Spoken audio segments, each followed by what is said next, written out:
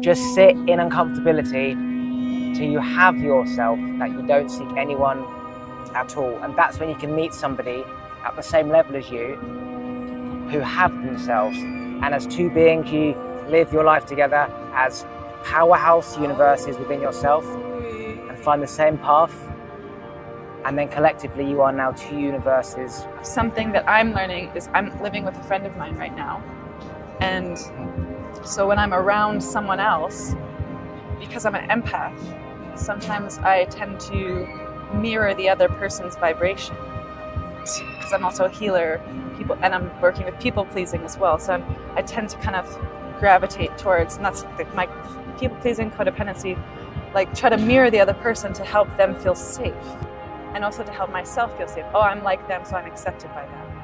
But then sometimes I can lose that source generating, slowed down, orgasmic, silent, sacred, peaceful place within myself.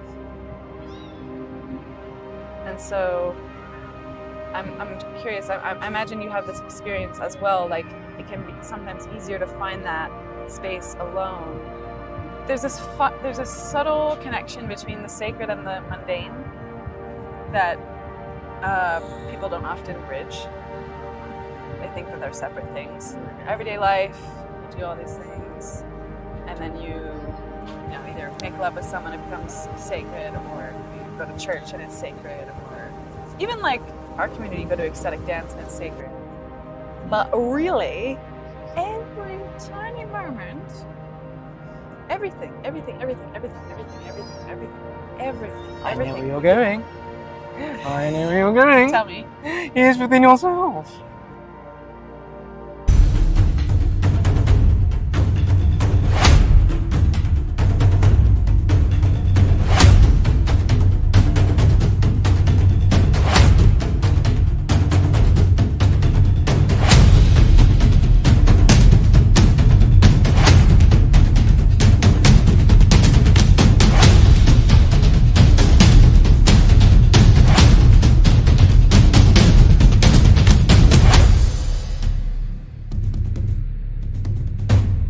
We just needed a little break from the hustle and bustle of our brains. See, we were talking and we were going and we were flowing and we had mojo, but we need to no go. We had to break our hearts first before we make the art burst into our souls.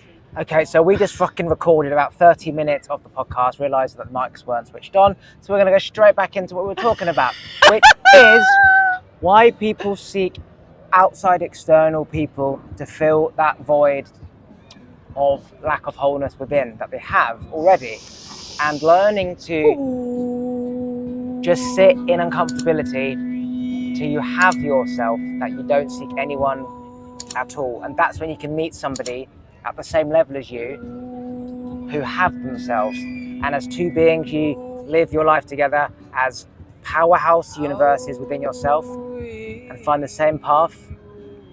And then collectively, you are now two universes in one. You know, it actually scared me a bit in a good way, like broke my heart open to meet the person that I met recently, because I could feel the whole universe in him.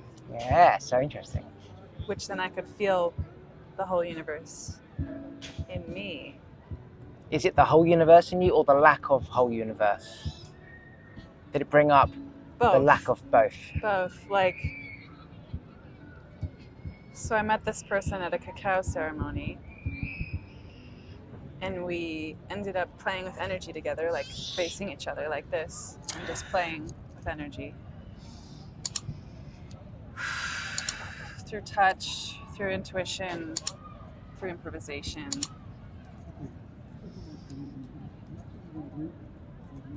And I could just tell that he had been doing this for a long time, because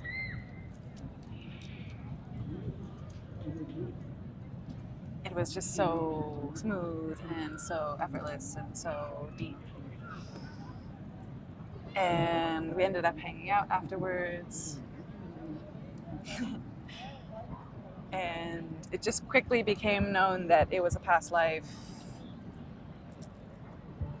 encounter. Like, he was straight up a reincarnated Egyptian pharaoh in my eyes. Like, just looks like his facial structure, his hair, everything. I'm just like, you just are that. There's no question. And he has this Egyptian pharaoh tattoo as well on his back.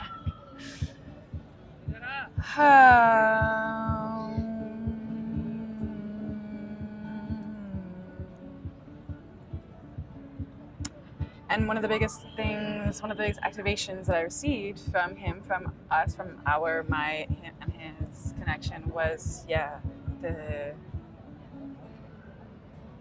strengthening of my ability to rest, exist in a sacred frequency for an extended period of time. Because I think a lot of people are seeking that feeling of sacredness through romance, through connection, through sex. Yes, as I was my whole life, and I realized it wasn't sex. It was that state of mind, feeling, vibration, consciousness that I felt with them that I actually can feel within myself. Exactly. But you think it's with someone else because that's the only time you've really felt that intensity. Exactly. But really, you can just sit by yourself and connect by yourself and find it by yourself. On that note, I'm going to double, triple check that fucking thing is recording. I was thinking that. Okay, for the listeners that can't see, I'm behind the camera. Kai, wave. Hello! It's 4 minutes 36 in. Hi! We are back to the podcast. Make sure I'm in picture. Hello, my name is Rebecca. You may continue. Hello, my name is Rebecca. Hi, my name's Kai. Rebecca, I'm supposed to do the podcast with Kai. I know, Who the fuck are you? I slipped in. Different soul. I was looking for somebody with glasses and blonde hair. I didn't forgot to ask your name. Rebecca! Rebecca, bye. Okay. Wrong. Just kidding. Okay. Continue. So you're talking about the embodiment that you felt with that person made you realise that you felt the universe with him, and you also felt the lack of universe within you, that it was two worlds in one time unfolding, where essentially you lost half yourself and gained the whole of yourself.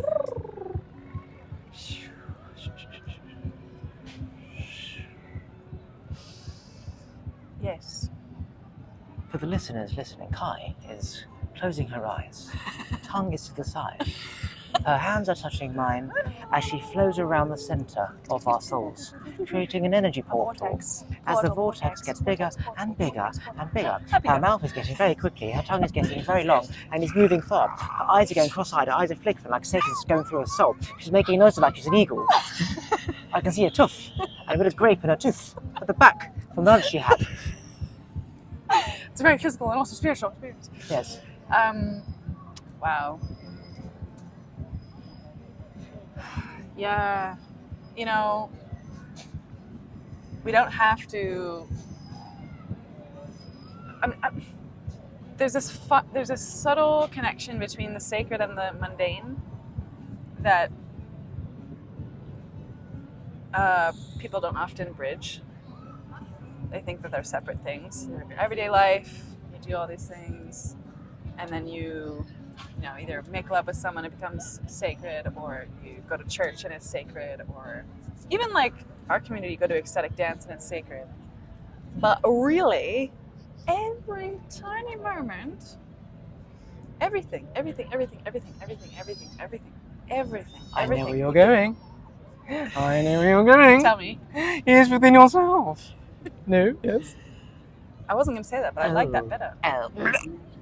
Continue. I was going to say everything is sacred, but also, yeah, exactly. Everything, like that compass, that sacred compass in the heart, in the center, in the womb, in the universal mind, in the balancing of all the chakras, in the connecting with our energy body, in connecting with the earth, connecting with the whole.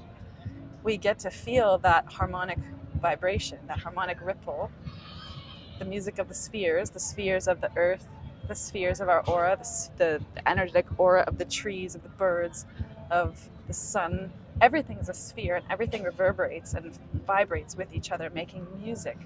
And so when we can tune into that breath of life, literally everything can be orgasmic, but it takes slowing down. It takes slowing down to expand, dropping, relaxing the pelvic floor into the earth, relaxing the feet, opening the chakras of the feet to feel the energy of the earth, softening the belly, relaxing behind the eyes, relaxing the tongue, opening the crown. Ooh, ah, la, la, la. And then from there, as the magnet, like we said in our earlier podcast, we become magnetic for those types of ecstatic experiences to find us. So we open our channel to energy, flow, and bliss, relaxation, resting in the knowing that we're already found.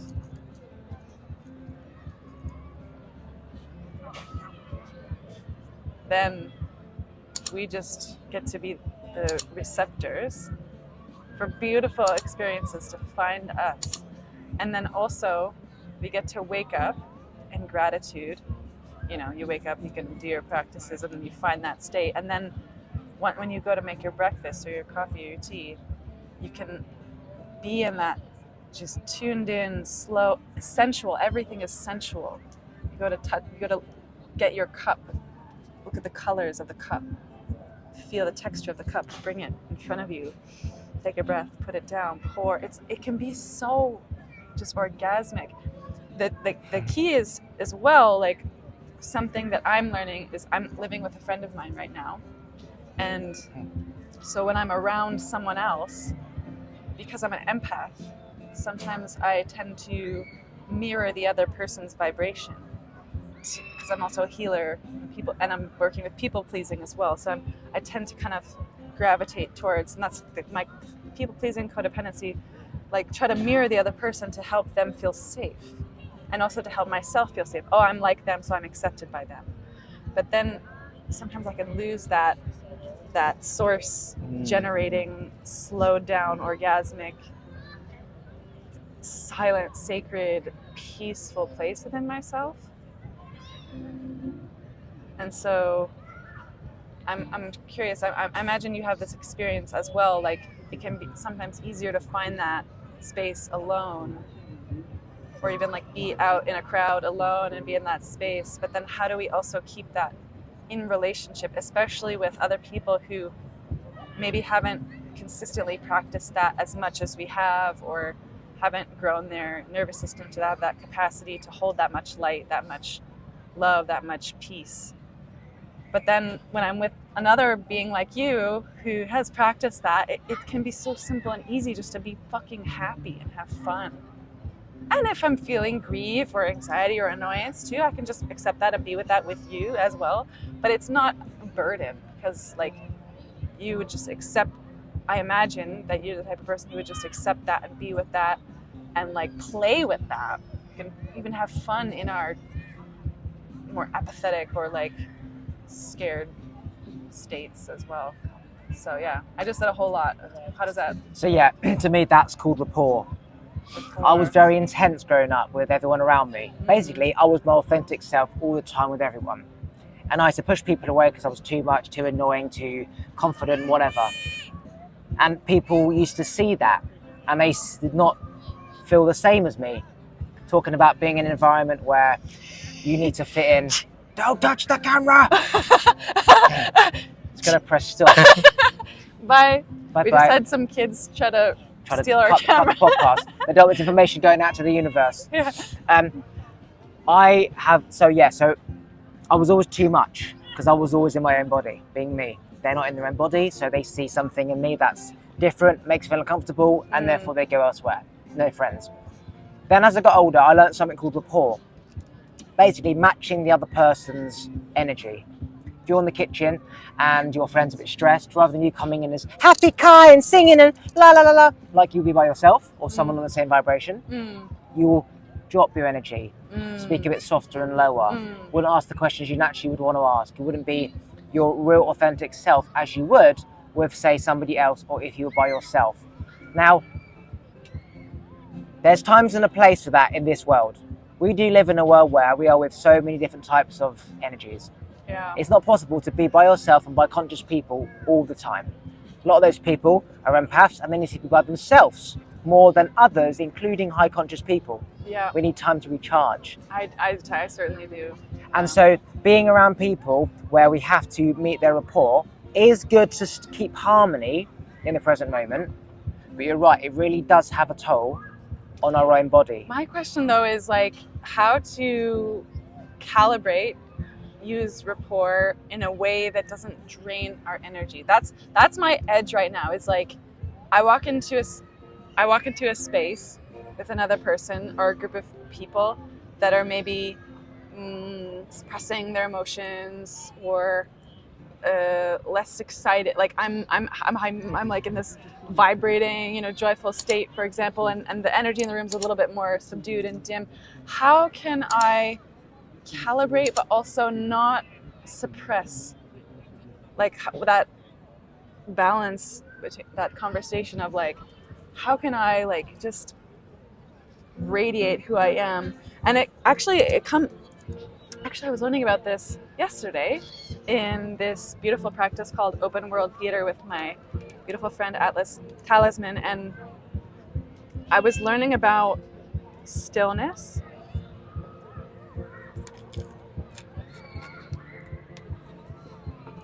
and magnetism, where like I'm a very theatrical, I'm a dancer, I'm a performer, I'm a singer, I love to play, and so a lot of my authentic expression is very animated and very like colorful and big. But then what happens when I don't dim that but just bring it into one stream, and I just not numb out into silence and stillness, still feel everything, let all my cells, all my colors be vibrant and big and magnetic, but like concentrating them into my center and just. So I'm curious, like, because that's not dimming, but it is changing the way that I am expressing what I'm feeling. So I think about what you're saying is, rather than having like creative energy from dance and singing and passion and play, 4 different energies that could come out externally when you go in the kitchen with your friend. You're essentially taking the energies of and the excitement of the dance and the singing and the play, and you're combining it together as an energy, and you are feeling all those energies together, but the words to your flatmate could be, so how was your day, lovely? Yeah. You're taking all the energy and projecting it through your voice with the tone, the softness, the expression, the passion, the eye contact, the head tilt, the tell me about your day, I know you're dying to. And just that, how you worded it, is like taking the creativity of all that energy, and rather than going, good day, and you just want to play. It's like, good day, and you just want to play. It's like, oh, you're not in my state, I'm just going to kind of be in this more avoidant, like... It's almost like I'm going to disguise my energetic state that I would have presented to you in the form of words, word manipulation in the most beautiful way, where if I use psychology, I can get you to open up to me rather than ignoring me. So if I just went, how's your day? You go, all right. But I'm going to use my creativity and be like, my heart opening. Julie, I know you have something to tell me today about what happened at work. I am all ears for you. And she's never heard it said quite like that. Yeah. And so she actually goes, well, guess what? Fucking John asked me out on a date. And you go, oh my God, I fucking knew it. Tell me more. Put the kettle on, we're going to sit down together. Yeah. And now you've taken all that energy and put it into this manipulative little bubble to get to the end goal, which is to still be you, but you've disguised it in words. It's almost like you've taken the frequencies of energy and you put it into sound versus physical action and dance and singing. That's what I got from that. It's almost like you're reading that person, and how can I... It's like, how can we have this genuine, authentic connection that serves both of us in the exact state that we're in, but at the same time, like, shift a little bit to calibrate. And yes. like find that common relational ground. harmony, that common ground to be able to relate on an intimate level. It's almost like, right, imagine you've got an autistic person and it's very hard to talk to them. But you know, if you mention about spaceships, he's going to not shut the fuck up. So it's like, John, did you see the UFO today? UFO? You mean with the space disc and the fucking like aliens and shit? Oh my god, I read it. Oh my god, here we go. John's off on one. How can you tickle John's gooch to make him talk? How can you strum the guitar before the river's open? You know what I mean? Yeah. And it's such an art form, and it's actually like the most fun thing. Just double checking, by the way. Keep talking. Okay. Keep going. No, I'm gonna. Yes, we're still going. 18 minutes in. Does it sound good though? Yeah, it'll be the same as... Yeah, I didn't touch it. I didn't touch the fucking sound thing, so it should be exactly... Don't touch the sound. Any fucking children Don't fucking touching it. Don't touch it. Diana, you need to come back to present. You just me. Okay. Thank you. Right, Diana, go. I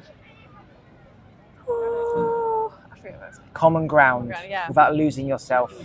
Yeah. And adapting to... Yeah. Because there is this juicy like center between people. I call it the third mind, the third heart, the like heart beaming, connecting in an authentic way that serves both. And there is really a place that's like the like that point. But the other person also kind of has to be willing to be open to finding you as well. As like, I don't really necessarily want to do all the work all the time of like, because I am very intuitive and empathic, and I can kind of like lead people into that. Yeah. But sometimes it's like, they're not there. We don't connect, and then I just accept that, because that can be what both people need at that exact moment too. Is just being in the same space, but not necessarily talking or directly connecting, and that can be really intimate as well. Just breathing and kind of just existing together. I find that quite intimate. What's coming to me is that when my parent asks me how my day is, I'm just like, fine. Like, in an ideal world, I'd love to have a conversation and open up like a normal person. Yeah. But I find it hard to just explain about my day. So I'm just like, fine, what do you get up to? Static dance? Yeah, it's good. Yeah. It's not I don't want to, it's really hard to. And it goes back to like being in my brain, self and body my whole life. Yeah. Where you just do it all yourself because nothing else around you matches your internal state. So you just live inside. And then eventually you wake up and you're like, I have to live in this real world. And only my parents I have this inability to open up and speak to. It's almost like they know my soul. So it's almost like, it's like looking at Satan and you know that he knows that you want to come with him. No, it's a bad example. It's almost like a girl you fancy knows that you fancy them and you know that she knows you fancy them, but you can't go and talk to her because you do fancy her and she knows you fancy her, but you can't sit there in that energy because it's weird. You choose not to because it's uncomfortable. Huh? Well, you choose not to because it's uncomfortable. Yeah, that's also a bad example. Okay. But the point is with that, like maybe they're doing all the work basically, trying to get me to talk about my day, and I'm just like, fine, great. And it's why is it so hard? So talking about how you're trying to get a conversation flowing with the person in your kitchen, it's hard work, and sometimes it's easier to be like, I'm just gonna go upstairs by myself and do what I'm doing, and it just reflects that's what I'm like. My dad will just go and go upstairs and do what he's doing. Eventually people will give up trying to start a conversation with somebody. Well, you know, there's so many other ways to communicate as well. And I wish, I hope, and I intend to live in a world where we can ask how each other are doing, and then like you were giving the example of being at that ecstatic dance festival where each person comes in the center and asks for how they want to be related with. Oh, I want to be touched. I want to just have people's hands resting on my body and just feel the energy flowing through in stillness. Or I want to be given positive affirmations, or I want to be sung to. Like, let's open up to all the full spectrum of relational possibilities and how we can be intimate with each other. You know, when I encounter another person, I wish to live in a world where I can encounter someone and we can just like look at each other, feel, and then just see how we want to relate in a more, you know, maybe primal creature kind of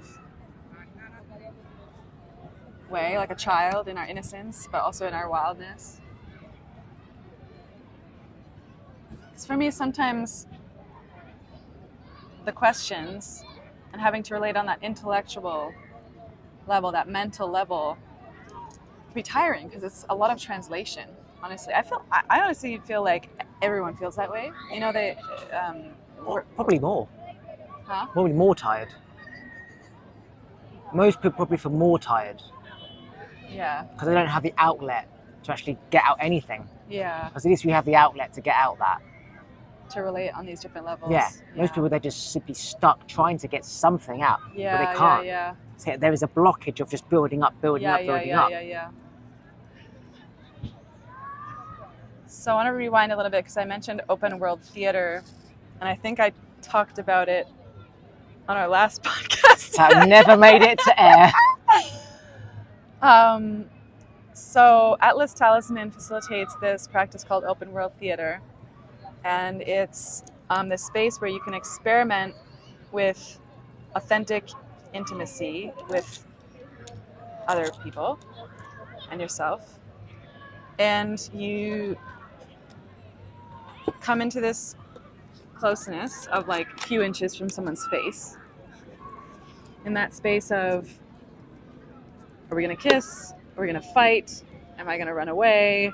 And there's all that heightened energy of like different kinds of attraction and repulsion. And then you just see and sense and allow your curiosity, your innocence to lead you into different ways of relating. Maybe you want to touch their cheek. Maybe you want to like bark at them. Maybe you want to just like breathe through your nose rapidly one time, you know. So it's creating a direct relationship with those micro sensations, those micro emotions, or giant waves of emotion, or pleasure or pain that come through in sharing intimacy with someone. I really believe that, yeah, humans are desperate. They're longing for intimacy and ways to relate that are different from, hi, how are you? What do you do for work? Where are you from? What did you have for breakfast today? Do you want to go have a drink so that we can actually open up a little bit, but actually we're just numbing ourselves and we can't feel all of our sensations when we're drinking. And so it's actually this space of like heightened sensation and aliveness, feeling alive that we're all looking for. That just brought up something. Tell me. At the dance, right, we were walking around, and every time I walk past somebody, I would go, meow. Or, hola, hola, hola, amigo. Or, meow, woof. Communication. Yeah. In that place, that's normal. Yeah. Imagine walking around London like we are here. Yeah. And rather than going, all right, hey, how are you? You just go up to somebody's face and you go, and you walk off. Where you go. If you did that to a very masculine man, he'd think you'd want to fight him. If you do that to a woman, she might think you're coming on to her. If you did that to a child, they'd probably do it back. It's like there's all these different interpretations. But just imagine when somebody went, meow, and they went, meow. I can guarantee that person would have the best laugh. They would have, that would make their day. Somebody came up to me in London and went meow, and they would meow back, and they had this little amazing human moment. Yeah. Every fucking person. Can you imagine everyone here right now just going up to each other and going meow?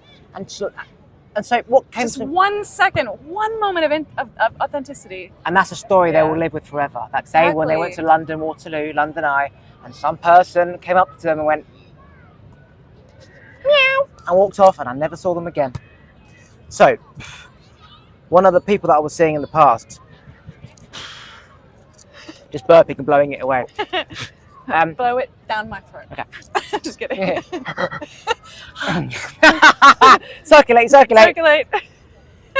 I used to say to her by text, woof, You used to say what? woof, W-O-O-F, To who? the person that I was dating. Okay. I used to go, woof. And she's we should never have even got involved, completely different people. And she really couldn't understand that. She was like, I want somebody who's mature and adult, who doesn't send me morning messages saying, woof, like you're a 30-year-old man, like grow up. Like I told my friends about you and they were like, oh my God, he's so weird.